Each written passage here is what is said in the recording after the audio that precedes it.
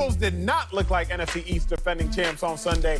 Wentz had 3 turnovers, including 2 picks. He was also sacked a career-high 8 times in a loss to the Washington football team.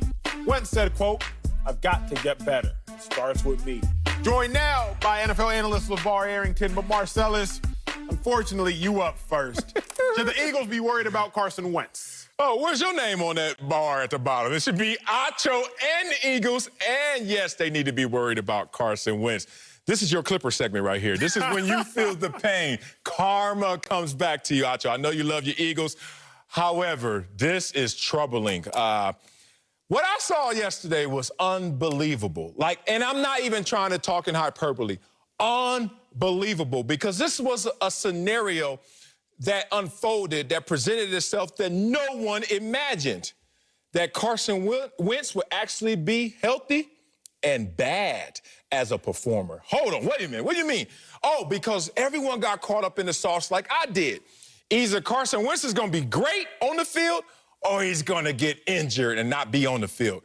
You mean there's another category that we have to start to look at Carson Wentz through, which is he's out there, but he's not looking great. Look, they started off fast. We get it.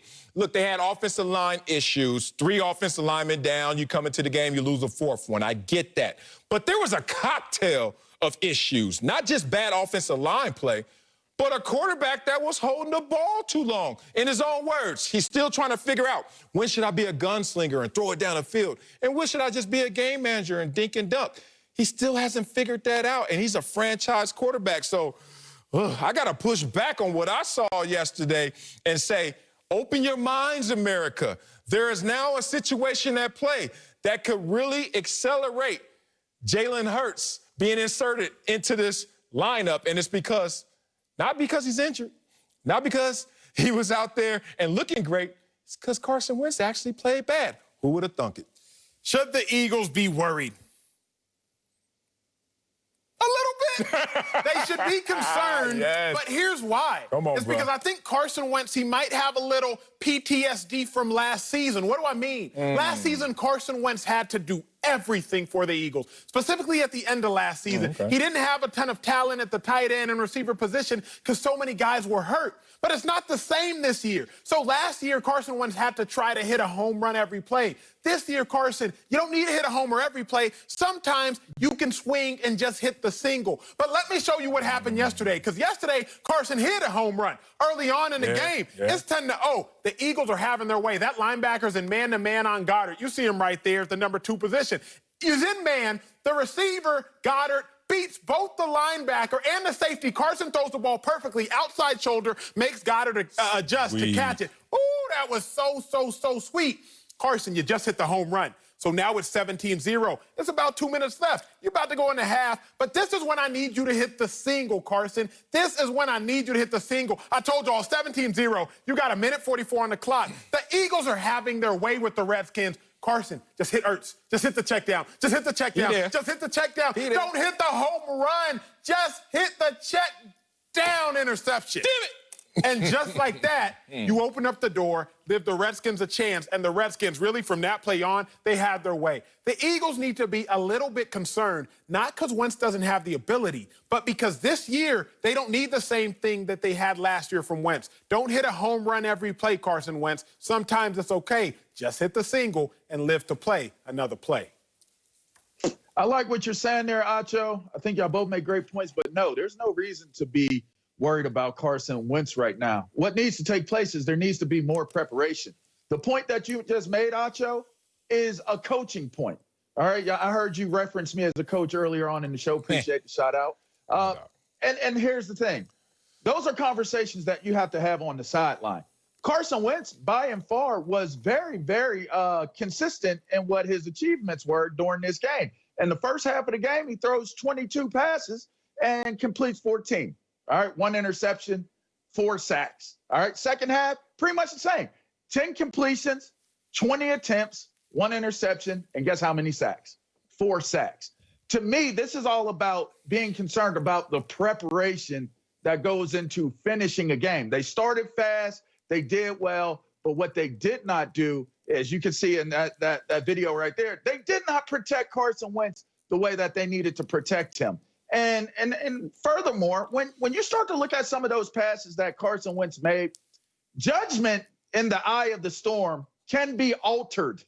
Different scenarios can play out when 53 is in your face that fast. We saw that take place in other games, right? So to me, I don't think you need to panic right now. If I'm a coaching staff, I want to communicate to Carson Wentz a little clearer. Like you said, Acho, look, you don't have to look downfield.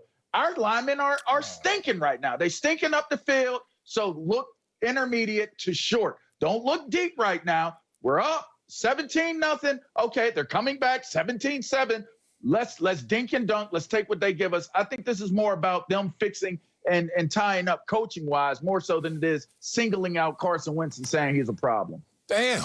I didn't know y'all had his address to be sending all these Hallmark cards to Carson Wentz. No, Carson Wentz ain't no rookie. Not at all. Oh, you know what? You don't need to hit the home run all the time. I think he heard that in high school when he was getting coached by a high school coach like LeVar. Now, all of a sudden, we're going to say, Carson Wentz, you don't need to hit the home run all the time.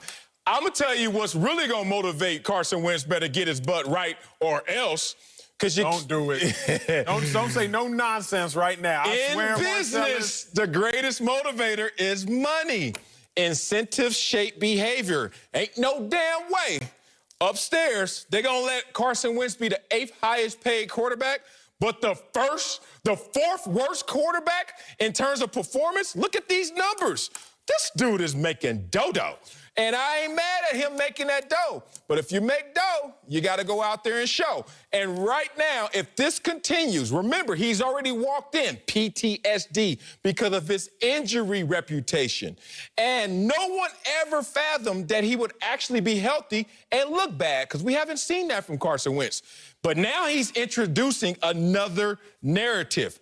8th highest paid, 4th worst after week 1? Oh, that can't add up to being good things for Carson Wentz going forward. The problem I have, LeVar, is that I do agree with Marcellus's first half. Not the nonsensical mathematics he just threw on the screen that you need a TI-84 plus to divide and dead cap and non-dead cap and a live cap and the course of cap. No, I don't care about all that. You don't be what I do say, though, is this. What? Carson Wentz is in year 5. And so, yes, Doug Peterson is a Super Bowl head coach, and I think one of the top 5 head coaches in the game right now. But Doug Peterson can't continue to remind Carson Wentz, like, hey, bro, don't throw the field out with the cornerback that's already sitting. Like, the cornerback is sitting, waiting. Remember, they picked him off on that out. Like, don't sit here and throw the field out. Just throw the check down. I'm giving Carson Wentz a lot of grace for a lot of things.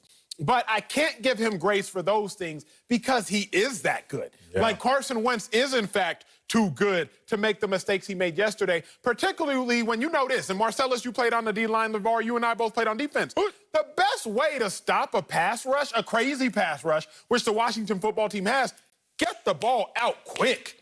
Like, if linemen have to rush and ball's gone, y'all hear the ref, ball gone. If the more often that happens, you just get tired of rushing. You get tired of blitzing. You get tired of all of it. But Carson Wentz, holding up every time, trying to hit the homer, he's just sitting there letting the D-line start to eat and letting them start to get more hungry. Your right tackle, Lane Johnson, is hurt. Brandon Brooks is hurt. Carson, you got to realize, my offensive line, they're not going to be able to save me this game. It is on Carson Wentz. Now, they don't need to be long-term concerned because Carson, to me, he didn't look bad yesterday. He looked amazing, and he looked awful. But it wasn't like during the course of the game, you're like, he just doesn't look good. No, first half, he was 14 for 18, 182 yards, 2 touchdowns, first half prior to that interception. So he looked amazing, and then he looked awful. So the Eagles just have to make sure they can just continue to get him to look amazing because Carson Wentz is that good, can't afford to be making rookie mistakes. I'm going to continue to disagree with you guys. And listen, I can sympathize with what you guys are saying as players. And as a player, I would have that take. But as a coach, it's interesting. When I was helping as an assistant D coordinator and as a linebackers coach, my perspective of how we approach game plans was very focused and dialed into that. When I became a head coach, it became way more a widened spectrum of what I needed to focus in on. That's not for Doug Peterson to be sitting there with his guy. It's the offensive coordinator. It's the passing game coordinator. It's the quality control guy who gets all of that information.